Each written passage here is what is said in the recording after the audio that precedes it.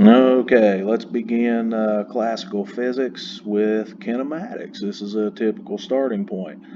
Now, guys, kinematics is the study of motion and only motion. We don't care what made something move, what would cause it to speed up or slow down or change direction. We're only concerned with the motion itself. And there are only a handful of variables that we need to be concerned with when we do kinematics. And in order to understand those variables, we need to differentiate vectors and scalars. So these are simply two types of quantities which give you different types of information. So a scalar quantity is a measurement that, or a quantity that gives magnitude only.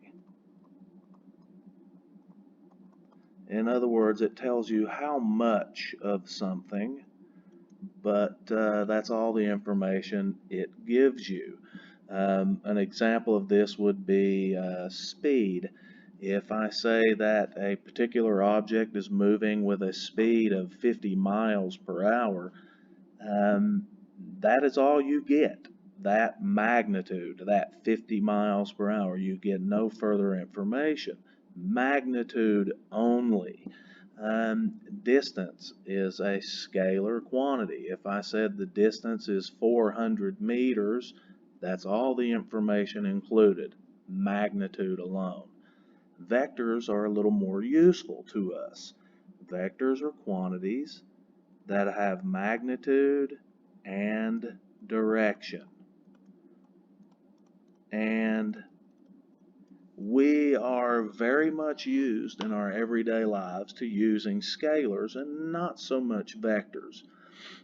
So to differentiate these two, let's take a look at a movement on this coordinate system from point A to point B.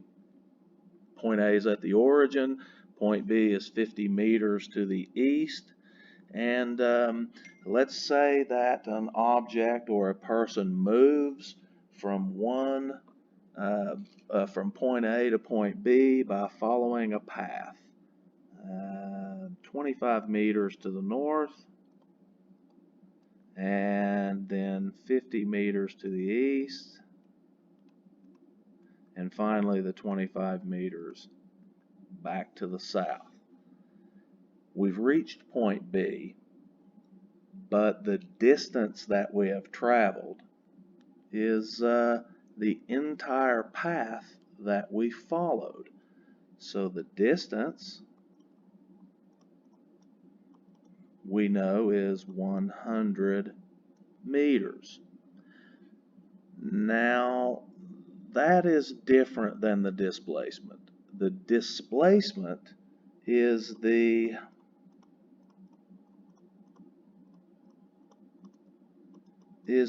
change in position.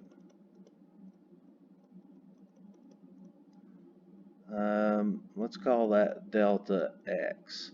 So this delta means change, and the x is the position.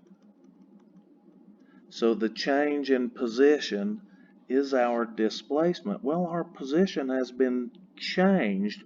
We have found ourselves 50 meters to the east. So the displacement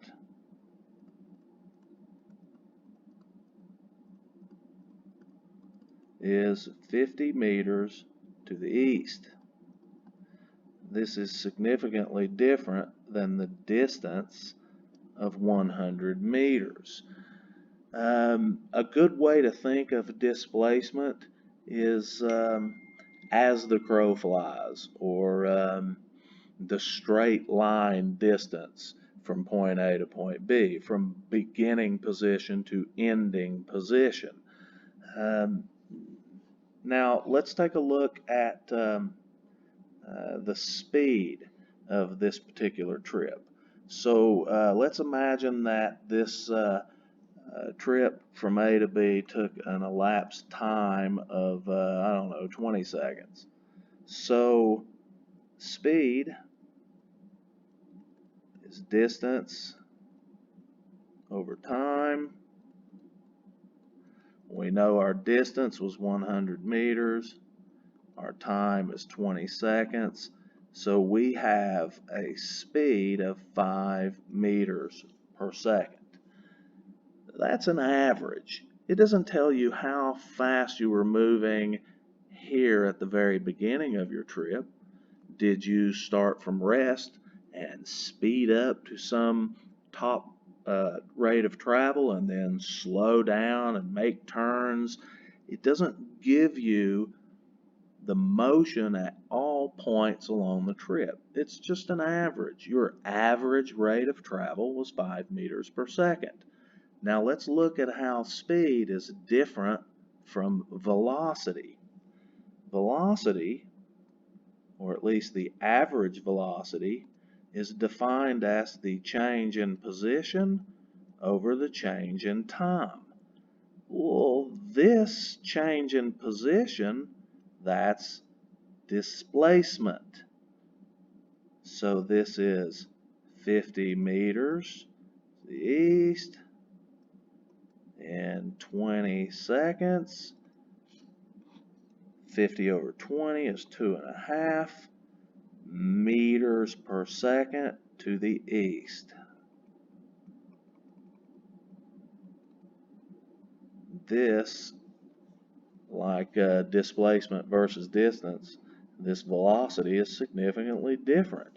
So a speed of 5 meters per second, a distance of 100 meters, however, a velocity of 2.5 meters per second to the east, got to have the direction, it is a vector, and a displacement of 50 meters to the east. So hopefully we see that the displacement is not distance. These are two different things. Now we're going to come back to vectors in a big way a little bit later, but for now let's just make a list of these scalars and vectors.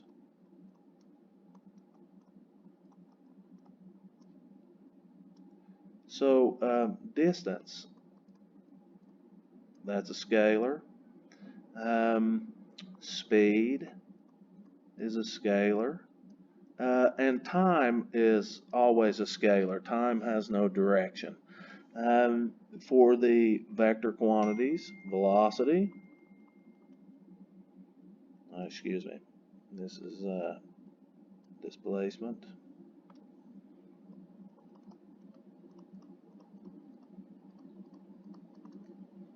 Velocity. And soon we will talk about acceleration. Okay.